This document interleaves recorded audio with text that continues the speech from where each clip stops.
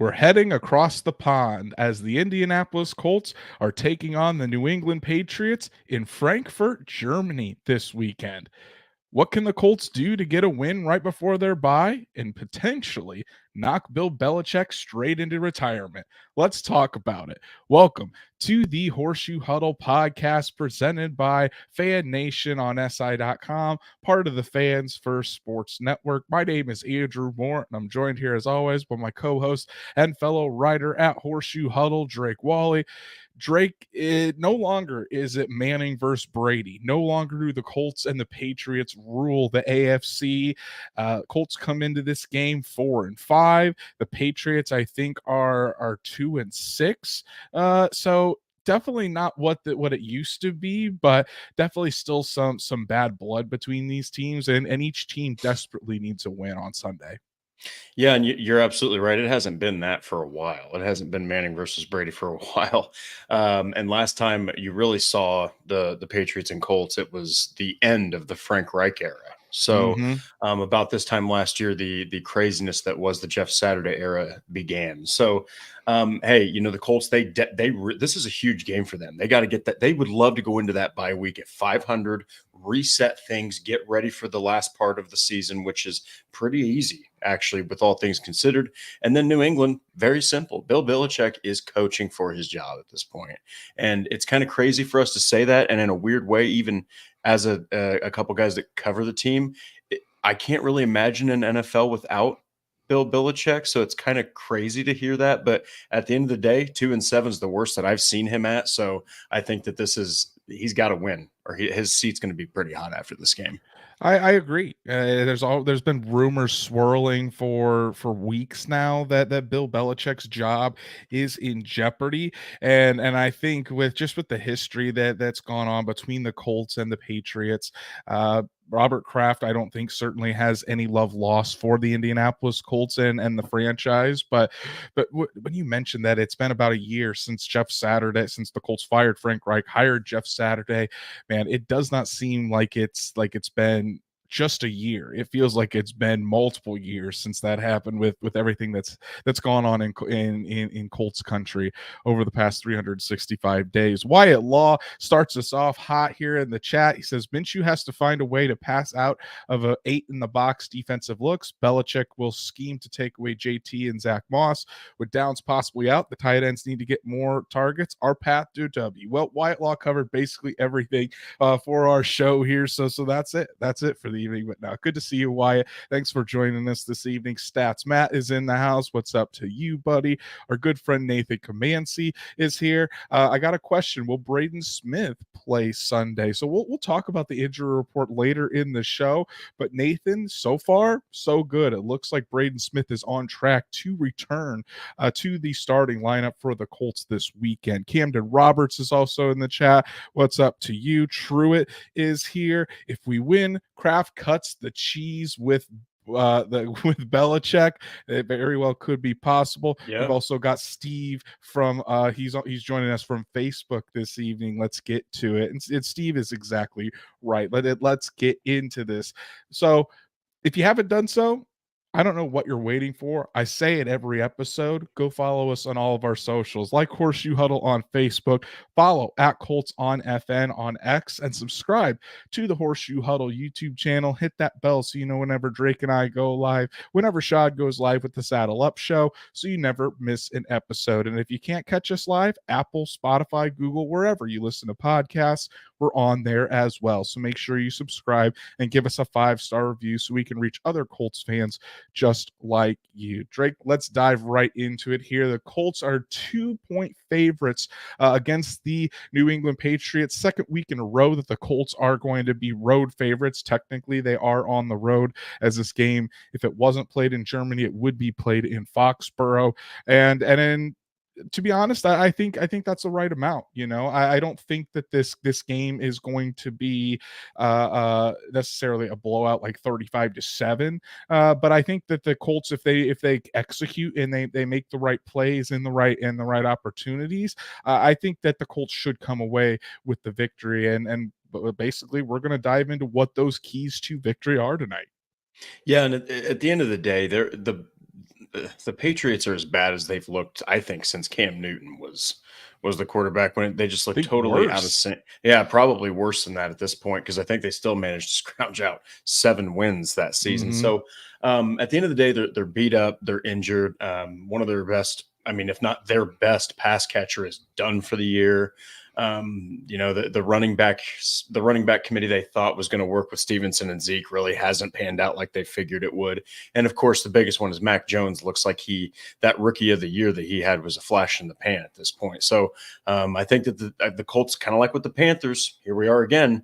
You've got another chance to jump on top of this team, get a win, and get back to 500, which would be huge, especially like we've talked about going into that bye week. The Colts just need to go in and take care of business. They Yes. went into Carolina, took care of business against the Panthers. Yeah, the offense wasn't pretty, and it took a heroic performance from Kenny Moore to get the win. But at the same time, the Colts went in there, did what they needed to do. They got the victory, and the game really wasn't ever even close. I think this is what they got to do this week against the Patriots. They definitely should get the win, but should and will get the win are two completely different stories. They can't overlook this Patriots team just because the Patriots aren't what they used to be. I don't think they overlooked the Panthers last week with Frank Reich, and we saw how that ended up. The Colts did their job. They got to go out there and do it again here against New England Patriots, because Bill Belichick is still going to have some things up his sleeve. And I think where it all starts is with Gardner Minshew. I love what Wyatt said to kick off the show. Bill Belichick knows where the weakness of this offense is, and it's Gardner Minshew. It's not Jonathan Taylor and Zach Moss running the football. It's number 10 behind the line of scrimmage there. So again, he didn't have his best week, didn't need to have his best week last week against the Panthers, but he certainly left me unimpressed and certainly wanting a lot more out of his performance. So going into this matchup, what's your confidence level in Gardner Minshew? Not just him as a player, but really your confidence in Gardner Minshew going up against this Patriots defense. So I'm actually I I'm not as confident as I want to be, right? He still hasn't shown you like, oh man, you should really believe in this guy, especially with a guy like Belichick who really can destroy any quarterback, especially if the quarterback is not ready for the blitzing. Now, the good news is the Patriots kind of stink when it comes to pass defense this season. They really do. They're just not. They're just not that good. They're not like horrific, but they're definitely in the bottom half of the league. They average like 232 a game, passing yards a game. But the thing is, if Downs can't play, that's the big key factor. Is I think that if he can't play, it could be tougher for Minshew to find those quick targets outside of a guy like Michael Pittman Jr., which in that case, and Alec Pierce also up in the air. So I think it really matters about Pierce and Downs. If one of them's out or both of them is out, oh, good.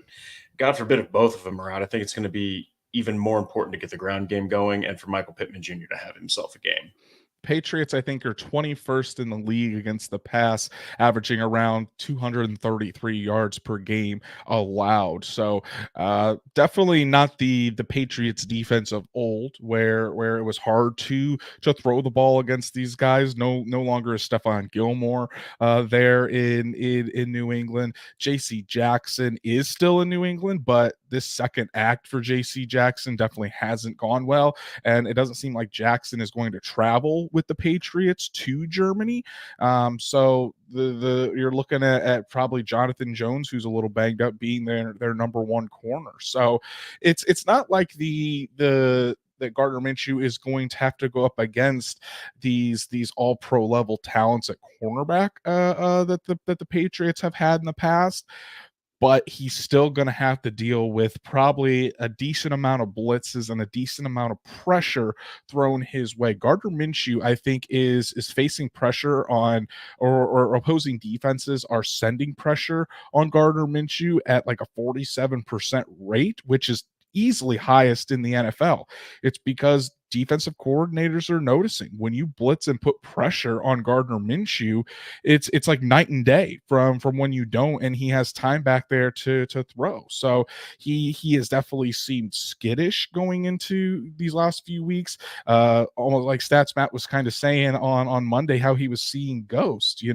That play in the fourth quarter really sticks out to me. It was either third or fourth quarter where there wasn't anybody within 3 yards of Gardner Minshew. He had a nice pocket to throw, and he just threw the ball basically straight into the dirt, 5 yards short of where Alec Pierce was, and there was really no time to rush it. So, which Gardner Minshew are we going to get? I almost feel like we're talking about Carson Wentz in 2021. Which Wentz are we going to get? Are we going to get the Minshew that's calm in the pocket and takes care of the football?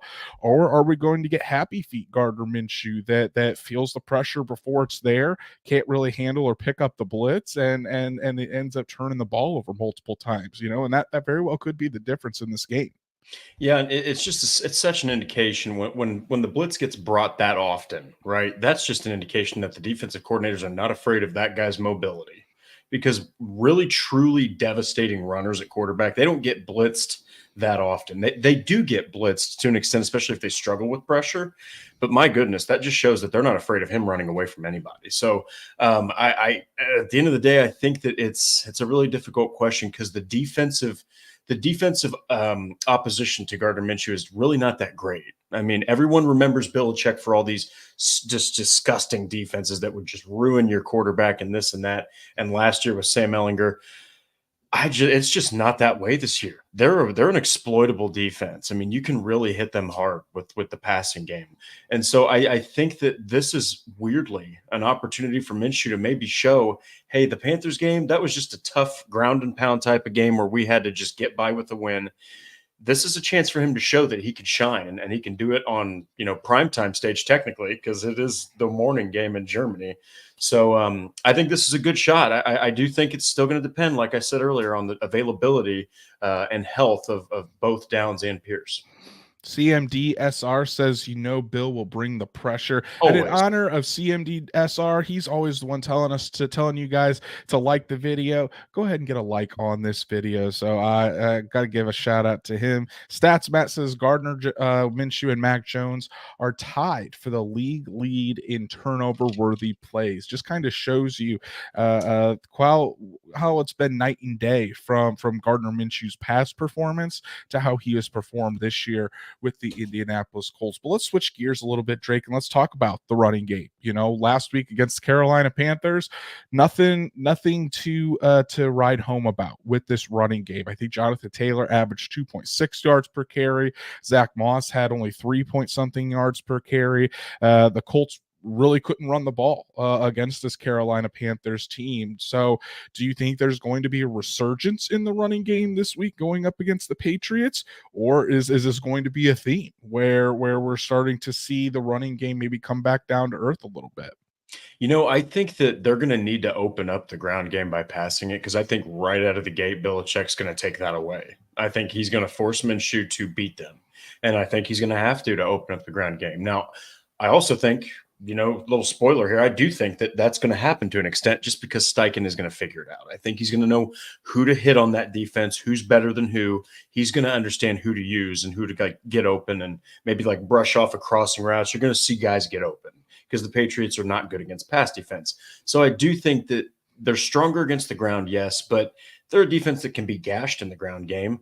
And given how important of a game this is for the Colts, I'm not saying the Patriots aren't going out there to win. Belichick's job's on the line. But the Colts are also still in the running to get into the playoffs. Don't forget, Colts fans, they can still do this if they just play well to finish this stretch. They need to go into this bye week 5-5. If they go into this 4-6, you almost can take away their playoff hopes. So I think that Taylor could see a season high usage. I really think they're going to try to get him going as soon as they can free it up, because I really do believe that Belichick's going to load that box. Yeah, and it's not even a question of whether or not Bill Belichick is going to put extra resources to try to stop the run. He's Yeah. going to, and honestly, the last time, I mean, last year it was an anomaly because the Colts gave up 9 sacks. It was Sam Ellinger going into that game, and it was just one of the worst Colts games I think I've ever witnessed last year. But when you go back to 2021, when it was inside Lucas Oil Stadium, I mean, who won that game for the Colts? It was Jonathan Taylor. I think Ed Gardner, I think Carson Wentz, I don't even know if he had 100 yards passing in that game. And that's He had the like game 6 where completions, man. pretty much where Taylor got the ball there in the fourth quarter and took it for that long touchdown run that pretty much sealed it for the Colts that night. So it could be that, it could be that again. And then as we talked about, it looks like Braden Smith is on track to play. That would mean that this is the first time since I think the beginning of the second quarter against the Houston Texans that the Colts have their entire starting offensive line back and playing together. So it's been a long time since they've had all 5 starters out there. So if Braden Smith can play, I mean, Blake Freeland, I think has certainly done about as well as you could have asked him to do in relief of Braden Smith. But Braden Smith, when he's out there, I mean, he's a top 20 tackle in the NFL, especially in the run game. That's where Braden Smith typically really excels. So you get another road grader like that. Bernard Ryman is still out there, and I think Bernard Ryman's going to be playing with a little bit more motivation. A home game for him as is a lot. He's having a lot of family coming in from Austria. I think it's only like a 6-hour drive from his hometown, so that's going to be a really cool experience for him. But I think that again, you say they're going to have to open it up with the pass. I don't know if they're going to be able to do that. I honestly think that even if, I mean, the Bill Belichick will be fine with letting short completions to Gardner Minshew. I think they're just going to have to go man on man, and even if I'm not saying run it into a full on box when it's not working, but I think that the Colts are going to have to establish the run and establish their physicality up front early in this game, and not necessarily have to put so much on the back of Gardner Minshew to kind of throw them out of those types of defenses. Because if I'm being honest, I just don't think that's something Gardner Minshew can do. No, that's very fair. And when you put into a perspective that the offensive line could have the full strength that it's been missing for these last 6 or 7 games, that makes perfect sense. And also, I love the fact that you said that they might just have to establish their will, because that's just something that Belichick's going to take away. And while I guess where I think that they might open it up with the passes, I trust Steichen's mind enough, and I trust how he can kind of help Minshew do that. But I also, like you said, I would not be surprised at all if they just have to say, "Look, it's you versus us, and we have to establish our strength over yours," and they just go ground and pound to start the game. Right. And then to kind of finish up this point, in regards to the running back rotation, I think Jonathan Taylor has fully asserted himself back as the main back. Yes, Zach Moss still is second in the league in rushing, but if you're start seeing these snap counts, Jonathan Taylor is now taking the lion's share of snaps at the running back position. So I think with Jonathan Taylor being 100% back, he's got his legs under him again. It's really no question who the number one back is in this offense. But let's talk about the wide receivers. You already touched on Josh Downs a little bit earlier, Drake. Josh Downs still hasn't practiced this week. Left the game last week against the Panthers with a knee injury. No guarantee Josh Downs is out there on Sunday. So, and he's been a security blanket of sorts for Gardner Minshew, being able to win quickly at the line of scrimmage, and Minshew's been able to get him the ball in space. So, if Josh Downs isn't out there, which wide receiver, maybe even a tight end, which pass catcher do you see stepping up in Josh Downs' stead? Look, I know I'm just going to say this about Alec Pierce. If he does play, I don't trust Pierce as a receiver enough to say that he can just take over a game and kind of like replace, someone who's been the security blanket Josh Downs has been. I think that Pierce might be more of a vertical guy who can block really well. I think Mhm. he's kind of like Zach Pascal. I think that's his skill set. So I think that in this case, I think it's Kylan Granson. I think that he wasn't a presence in last week's game. I think he got thrown to twice, had no catches. And so I think that he's going to have to be a guy that's going to need to step up. He's fantastic at creating separation. This is a weak New England defense. He can exploit those linebackers in the slot. He can exploit those corners and safeties. He's bigger than the secondary guys, and he's quicker than the linebackers. So I think that you could even see like 4 or 5 catches from this guy. I mean, I think that especially if Downs can't play, man, there's really nobody else that I think could replace him outside of Michael Pittman Jr. I mean, definitely not Isaiah McKenzie. I think that he needs to be schemed open almost. So, yeah, look for Kylan Granson to have to step up. I do like that idea, and at first I was going to say, you could probably expect 12 catches out of Michael Pittman Jr. this game, and you very well could. I mean, Still could be true. Yeah. I'm not even I fully expect Pittman to go over there, and it just seems like he's due for one of those games where he gets 9 or 10 catches for 90 yards and a touchdown. But Kylan Granson in the slot is something with Minshew as quarterback, we haven't seen the tight ends utilized as much. Certainly not as much as when Anthony Richardson was back there. But Isaiah McKenzie had some chances last week. He hasn't really been as impressive as what I thought he could be. But man, it seems like Kylan Granson, when he gets his opportunities this year, he's really been making the most of it. Not to mention Drew Ogletree is already been ruled out this weekend. He's not traveling with the team to Germany because of his foot injury. So Kylan Granson's already going to have to step up and have more snaps to kind of fill that role that Drew Ogletree had. So, Kylan Granson will certainly have more opportunities. Stats Matt makes a really good point as well. They've been using Pierce more underneath. Minshew missed him twice. It could be where and maybe that's how Steichen, as you were talking about, Drake Steichen can kind of scheme these guys up. He's got a wrinkle or two to kind of use here too. So if you're just expecting Alec Pierce, like if Bill Belichick just expects Alec Pierce to go down the field, maybe that's where Shane Steichen kind of brings a little surprise. Use Alec Pierce underneath, try to get him in some space, because I mean, we forget Alec Pierce has some 4.4 speed. So you get him into some space, see if that can help. But either way, it has to be somebody. Somebody has to step up for the loss of Josh Downs, because of how important Josh Downs has become for this offense in such a small amount of time. Yeah, and there's another guy that just came to mind, especially with Drew Ogletree not playing, or not traveling for this game, is Will Mallory. You're kind of thinking like, goodness, you have a guy that literally was the fastest tight end in the 2023 draft class, in a class full of some pretty good tight ends, as we've come to see this season, especially a guy like Dalton Kincaid. I mean, good Lord, it's been a good class. So maybe you see Will Mallory used a little bit, but like Stats Matt said, I didn't even think about that. Maybe this is a team that's thinking, all right, Pierce is the deep threat. If they're going to beat us deep, it's going to be Pierce. Maybe you see a very overlooked speed of Alec Pierce used underneath to make some plays.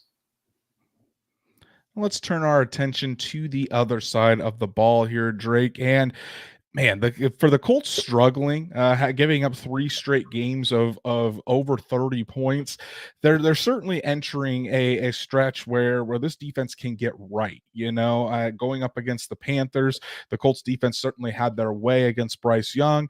Now going up against Mac Jones and a struggling Patriots offense. You talked about Kendrick Bourne being out on IR. Devontae Parker is trying to come back from a concussion. Mac Jones certainly has not looked good throughout this season. I think it's an opportunity for this Colts defensive line again to build some momentum, really get going and get after Mac Jones. So the past couple seasons when the Colts have been able to pressure Mac Jones, that's the times that he's made the big mistakes, throwing it directly to Shaquille Leonard. I know that Forrest Buckner has certainly made his acquaintance with Mac Jones over these past couple of seasons. So is this another opportunity? Do you think this Colts offense, or this Colts defensive line, is going to be able to get after Mac Jones on Sunday? It is of the utmost importance, because you want to make them one-dimensional. You want to make them really have to look other ways, because I will say they're tied for 6th least sacks allowed, weirdly, in the NFL, with only 18, which is about 2 per game. But Jones is just not a mobile quarterback. He has thrown 10 touchdowns in 9 games with 9 interceptions. I mean, this is a guy that you absolutely can get to throw you the ball if you're the defense. And now, when you remove the fact that Kendrick Bourne, who is still their leading receiver on the year, is done, I mean, they're going to have to look to some other answers. I think they have Hunter Henry, who is probably their number one pass catcher right now. I know that there was one guy who stuck out. Demario Douglas. He's kind of stepped up, but he's not a receiver that's going to take over a game. So you also have to contain Ramondre Stevenson and Ezekiel Elliott. Zeke is far past his prime at this point. He's a complimentary piece, but it's still the strength of this team. They need to run the ball. So you got to stop that. But yes, when they do pass the ball, you got to get to Mac Jones. They haven't allowed too many sacks, but like you mentioned, you get in his face, he'll throw you the football, and he's proven that this year. I think you could see another big game out of DeForest Buckner right there in the middle. Bless you. DeForest Buckner has been on an absolute tear, and even facing more double teams than normal just because Grover Stewart isn't in there in the middle. It seems like Samson Ebukam and Kwity Paye have taken a small step back from how they were rushing the passer earlier in the season. So it would be nice, even though, and I think something that I haven't talked about enough is how great of a run defender Kwity Paye has been over the last few weeks, but you would like to see him getting some more pressure on the quarterbacks. But here's an opportunity. You know, Mac Jones certainly, it hasn't been going his way, as Stats Matt talked about earlier in the episode. Him and Gardner Minshew both lead the league in turnover-worthy plays, so there could be a lot of turnovers up for grabs. And it could come down to which team wins the turnover battle, ends up winning this game. And really, they could. It's going to be about putting pressure on Mac Jones, whether it's with just rushing four, whether it's kind of fabricating and blitzing a little bit more, maybe sending, if Zaire Franklin can play, Shaq Leonard, Kenny Morris, Stats Matt says in the chat, putting some more pressure on Mac Jones, forcing him to make those quick decisions before he's ready. That's been his downfall this year, and I think it's certainly an area that the Colts can take advantage of on Sunday. Yeah, and going back to him not being very mobile, it's kind of this. I love that Stats Matt brought that up because neither is Gardner Minshew. These are the two quarterbacks that you just bring heavy blitzes at. Okay, they can't escape the pocket. They don't react well to it. But I do think that between the two, I would trust Minshew more against the blitz because 9 interceptions is a lot of picks to throw. That is one every single game you have played this season. That means by statistical standards and averages, he's going to throw one to the Colts on Sunday. So if you're the Colts defense, you're hoping that you can force multiple turnovers because, like you said, it's probably going to be one of those real dirty games that you're just going to have to survive and get out of with a win. I think so, and I think this kind of bodes well for the linebackers, the Indianapolis Colts. I think the linebacker play is going to be crucial on Sunday. You know, Zaire Franklin practiced today in a limited capacity, so he's trying to get back. Shaquille Leonard and EJ Speed, I think we're still going to see that rotation because even with Zaire Franklin out last week, it didn't mean Shaq Leonard would get more playing time. His playing time actually went down a little bit, and instead Segun Olubi was the one that took all the snaps at the Mike linebacker position. But the linebacker roles could be crucial. You know, Zach, I know Mac Jones likes to kind of look towards the middle of the field. But a lot of times that's where he gravitates to when he's under pressure. And that's where we saw him throw that interception directly to Shaquille Leonard in 2021. And where I think Shaq Leonard even took it back for a touchdown on that play as well. So, at least it was close. I can't remember that far back. But what do you think about the linebacker play, Drake? How do you think that Zaire Franklin, Shaq Leonard, EJ Speed, that whole group, how important is their play going to be to the Colts' success on Sunday? Oh, I think it's the most. Don't get me wrong. I know that the pass rush is huge, right? The defensive front, massively important. But I do think that if we're talking about the position groups, they are the most important for this win. They're the most important for the defense to be effective because two things. One, Juju Smith-Schuster has shown that he's just not a fit with a team that has a struggling quarterback. He's not like Mhm. DeAndre Hopkins or Michael Pittman Jr. who can play with whoever the hell you throw, at the quarterback and say, go throw them the ball.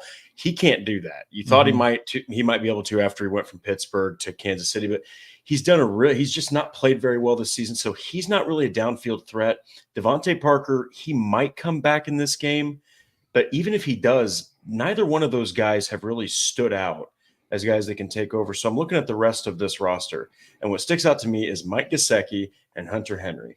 Those are the guys that the linebackers are going to see a lot of in coverage. And I think that if you take away those tight ends, which they tried doing with Jonnu Smith, I think, and Hunter Henry, all right, Belichick likes 2 tight ends. Okay, Mhm. if you take away his tight ends, especially with a receiver group that looks like this and a quarterback that's playing like that, I think you can really handicap that offense. You can make them look to almost desperate solutions to move the ball because, like you said, they're just not that good this year. And I think that those 3 linebackers can really make it a problem to find the tight ends.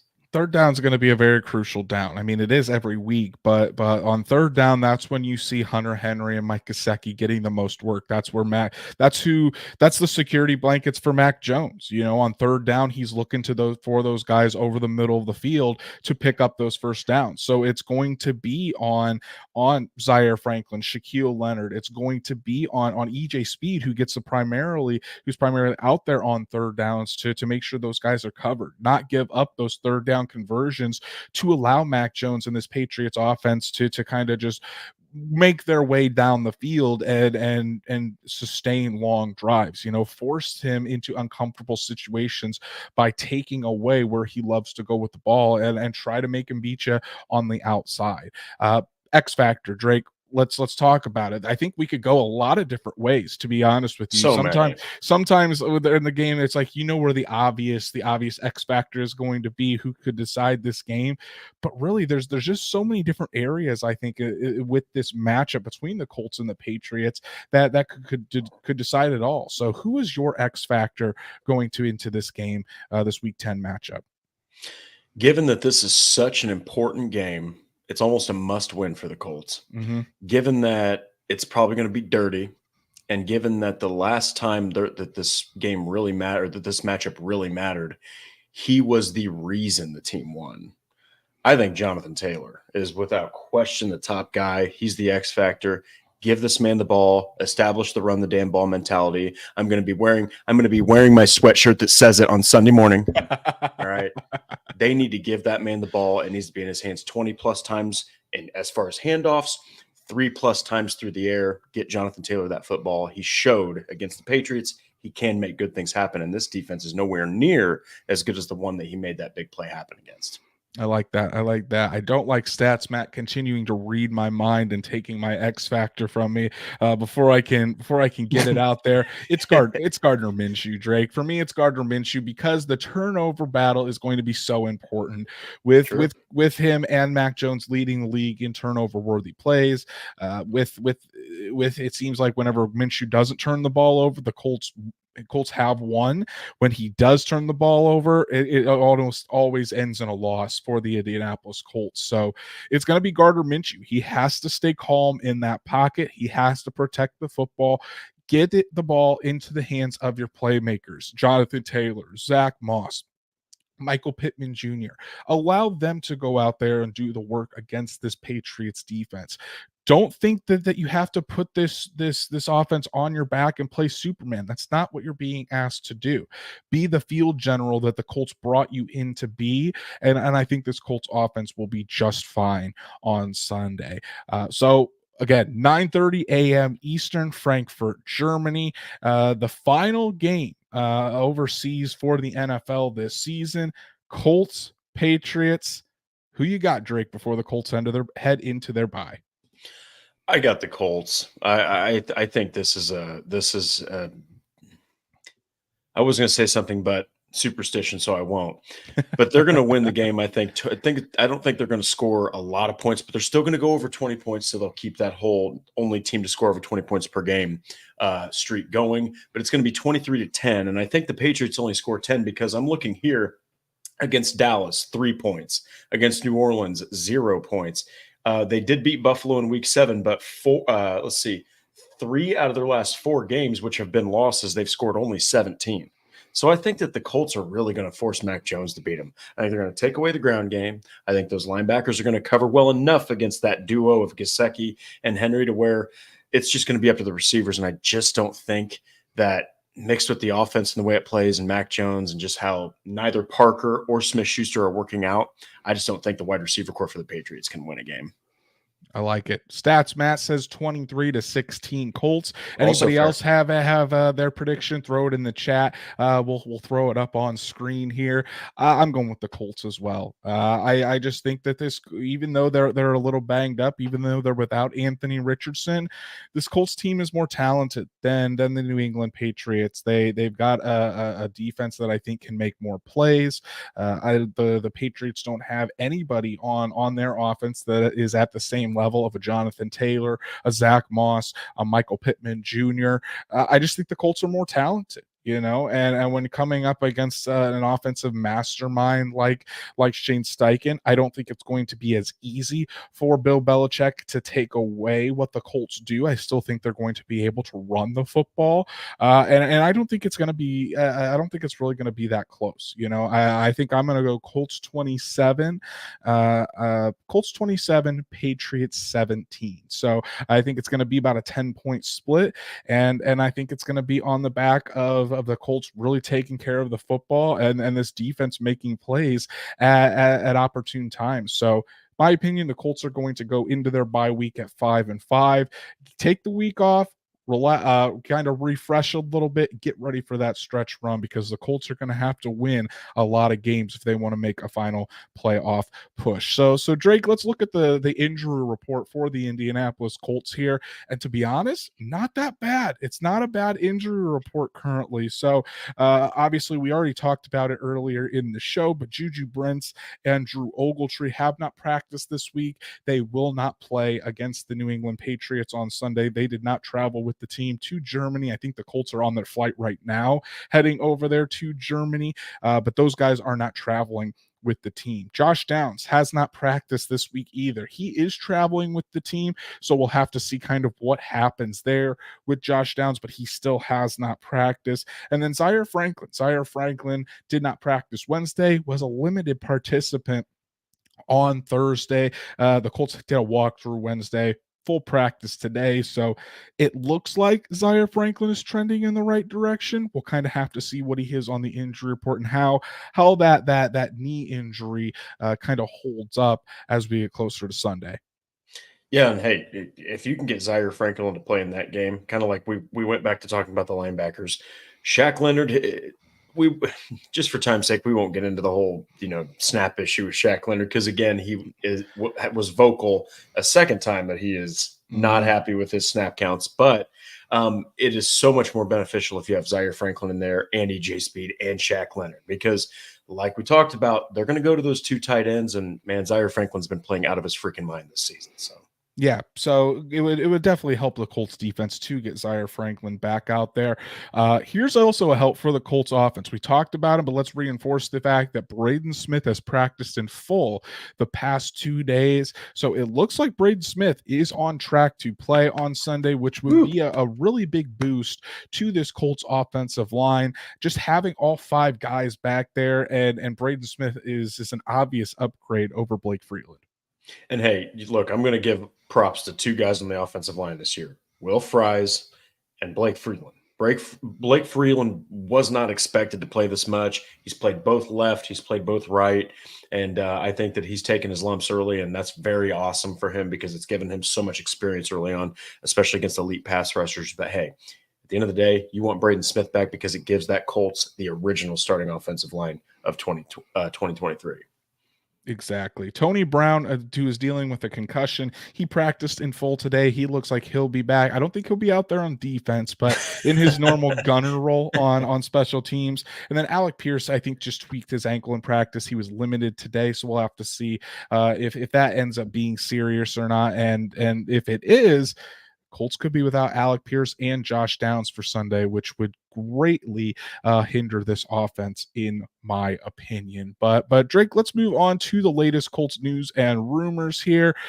This is actually might be one of our fastest episodes in quite some time, guys. Yeah, we're it's flying wild. through tonight, but no, because of no super chats. Haven't seen Patrick's name up here. Haven't seen other super chats to get us into some wild discussions. But for the latest Colts news and rumors, there's only one, and it's just a shout out to Kenny Moore II. This was probably obvious for everybody involved or everybody that paid attention, but Kenny Moore II won the AFC defensive Player of the Week award for Week 9, 8 tackles, 2 interceptions, 2 touchdowns for Kenny Moore.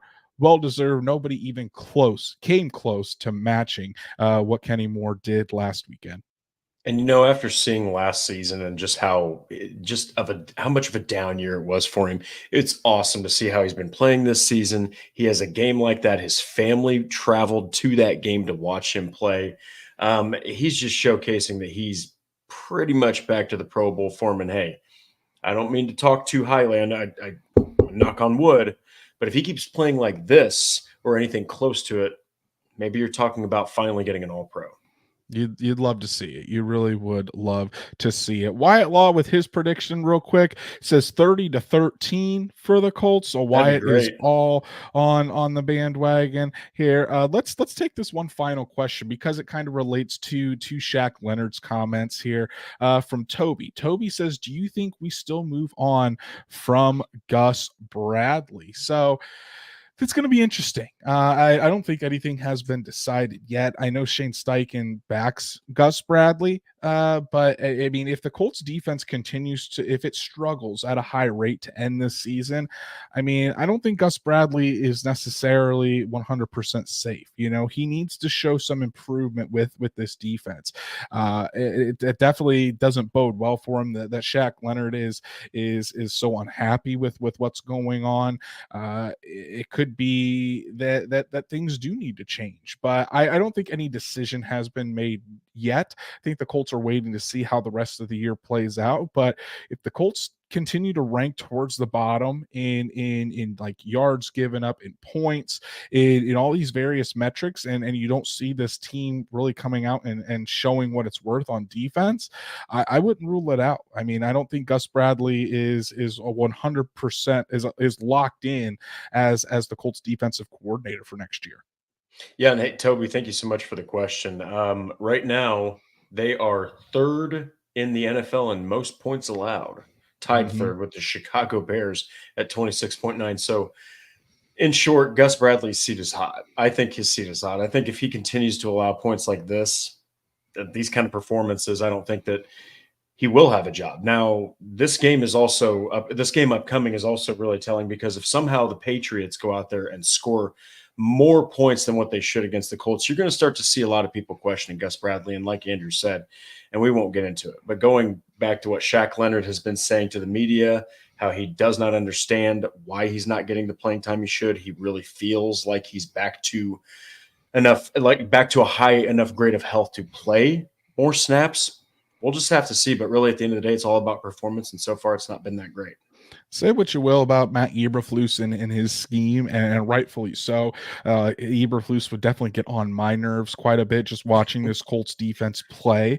But I mean, the defense was never had these low of rankings under Matt Eberflus when he was here, so I definitely don't think Gus Bradley is safe by any means. But do I think that the Colts would fire him mid-season? No, they are not at that point. They'll give him the year to see if they can turn him around, and he may even be back for next year. But yeah. I don't think it's a guarantee.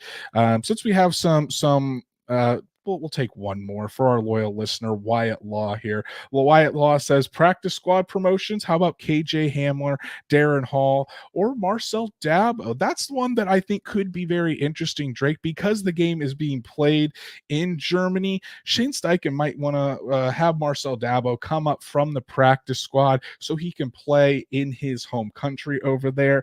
Honestly, I would love to see it, even if he only gets some special team snaps, that to bring him up to allow him to play there in Germany. Love to see it. Yeah, a hell of an athlete, and we were talking about him multiple times during the offseason. So I think that that would be pretty awesome to watch him play, especially in his home country. But also KJ Hamler, that's interesting because if for some reason Josh Downs can't go, given the way Isaiah McKenzie has not been performing up to standards, or at least I'm sure what the Colts expected, maybe you do see KJ Hamler get promoted because, I thought that there in Denver, he was pretty versatile. He made some plays, and at times he could actually be pretty potent in the slot. KJ Hamler has been with the Colts for on the practice squad with the Colts for a while now, So I think That's longer than most. he's getting acclimated to the offense. The Colts want to make sure that he's good to go before they just throw him out there. So who knows? KJ Hamler being elevated to the 53-man roster, or being elevated on game day, may be coming sooner than you think. So Colts Patriots in Germany. The Colts first international game that Colts have had in quite some time, but a really good opportunity for this Colts team to get back to 500 and go into the bye with some momentum to rest, charge back up, and then really push hard to try to make try to maybe sneak into the playoffs. I'm not going to expect it, but Yeah. you never know with this team. There's certainly a lot of fight with this team. I love the culture that Shane Steichen is building with this team, and with the schedule remaining and the teams that the Colts still have to play, you never know. I wouldn't rule it out. Yeah, and hey, they're definitely on the softer side of their schedule. Okay, I mean, Mhm. don't get me wrong, you still got some tough matchups. Obviously, the Bengals, they can beat literally anybody in the NFL. And then you have, I think, the Pittsburgh Steelers, who, say what you want about Kenny Pickett, say what you want about Najee Harris, that offense, Matt Canada, they stink, whatever. Two words: Mike Tomlin. And he's owned the Colts. He's literally owned the Colts. So I think that those two matchups are huge. But outside of that, you do have a lot of winnable games. For all everyone knows, maybe they sneak into that seventh seed. And Sunday's going to be a fun one. Sunday, Colts, Big Patriots, game. big game. Every time these teams match up, it's always a fun battle. So that's our show for this evening, guys. Really, really appreciate everybody tuning in and talking Colts with us here. No super chats this evening, but we really do appreciate everybody tuning in and follow along. It was a fun chat this evening. If you haven't done so already, please go follow us on all of our socials, like Horseshoe Huddle on Facebook, follow at Colts on FN on X, and subscribe to the Horseshoe Huddle YouTube channel. Hit that bell so you know whenever Drake and I go live every Monday and Thursday night, or if there's breaking news and there's a surprise episode, you want to make sure you have your notifications on so you can join, so you never miss an episode. And if you can't catch us live, Apple, Spotify, Google, wherever you listen to podcasts, we're on there as well. So make sure, excuse me, you subscribe and give us a 5-star review. I started laughing because I see the super chats rolling in here again at the end of the episode. Chaz, You guys are legends. thank you so much, buddy, for the super chat. He's not letting us go without asking his question here. Coming in hot with the $5 super chat. Chaz says, should we have expectations of a winning season with Anthony Richardson out? We could be better positioned in the draft. My expectations are still the same for this Colts team. I think if they get 7 wins, I think you should be really happy with the direction this Colts team is going. But for my expectations, do I expect it to be a winning season, a 9-8 type season? No, I don't. I still think that the Colts probably barely miss out on the playoffs, maybe get to about 7 wins on the year. And honestly, I would call that a success, because this really, again, the season isn't about winning right now. It's about the years to come, watching these young guys develop. Unfortunately, we were robbed of seeing Anthony Richardson develop throughout the year, but there's still Juju Brents. There's still like Blake Freeland, talking about Josh Downs, Jalen Jones. There's plenty of young guys all across this roster that you want to watch, see how they develop, and see if they can be a part of this team and a part of this core for years to come.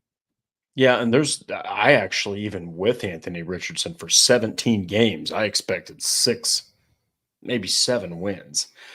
I actually think that at this point I think the height is going to be 9-8. I think that the low is going to be 6-11. I think they're still going to squeak out. The schedule's simply too easy to lose the rest of these games. And plus, if you were good enough to be in play for Marvin Harrison Jr., look, then you're questioning, what is Shane Steichen doing?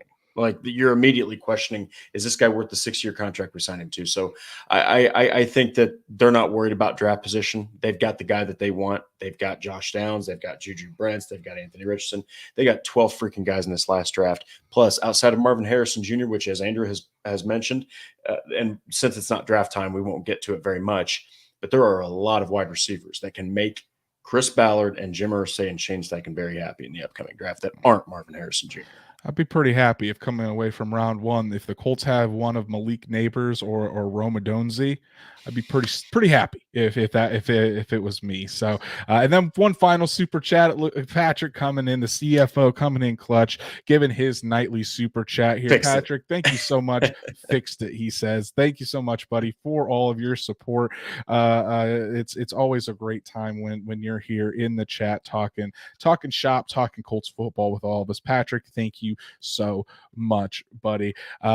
And I think I didn't even talk about, if you can't catch us live on YouTube, we're on Apple, Spotify, Google, everywhere that you get your podcasts. So make sure you subscribe and give us a 5-star review on that. Drake, you've been writing away. You've got some fantastic pieces out on horseshoehuddle.com. Tell the people that you what's on the site to go check out.